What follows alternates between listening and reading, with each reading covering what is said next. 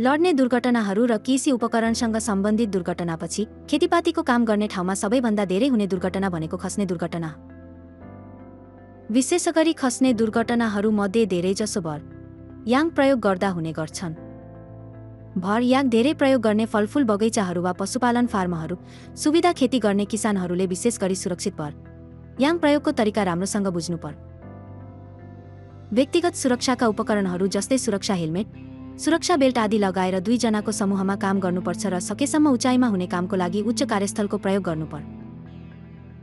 फलफुल बगैँचाहरू जस्ता दलान भएका भूभागहरूमा भर याङको स्थापना गर्दा दलानको तल्लो भागमा स्थापना गरेर माथिल्लो भागतर्फ काम गर्नुपर्छ।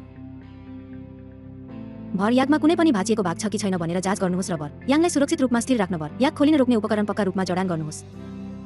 साथै भर याङ जमिनमा मजबुत रूपमा राखिएको छ कि छैन भनेर माटोमा दबाएर चेक गर्नुहोस्।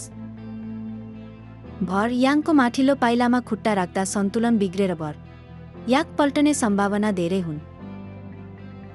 त्यसैले भर याङको माथिल्लो 3वटा पाइलामुनि मात्र काम गर्नुपर्छ र 3 बिन्दु सम्पर्क नियम पालना गर्नुपर्छ।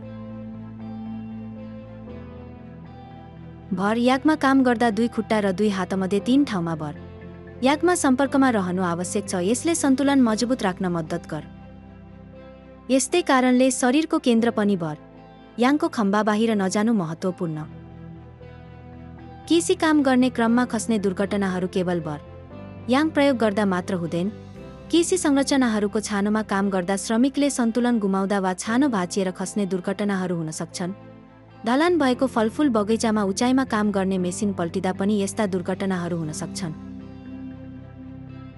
पशुपालन फार्मको छानोमा काम गर्दा कम्तीमा 30 सेन्टिमिटर चौडाइ भएको काम गर्ने पाइलाको स्थापना गर्नुपर्छ।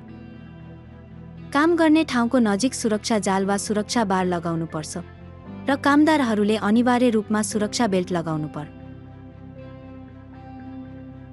फलफुल बगैँचामा उचाइमा काम गर्ने मेसिन प्रयोग गर्दा दलानमा पल्टने दुर्घटनाबाट बच्न उचाइमा काम गर्ने मेसिनको अगाडि पछाडिको झुकाव कोण नाप्ने दलानमा प्रयोग नगर्नुहोस् र मेसिनको अधिकतम लोड क्षमतालाई ननाप्नुहोस्।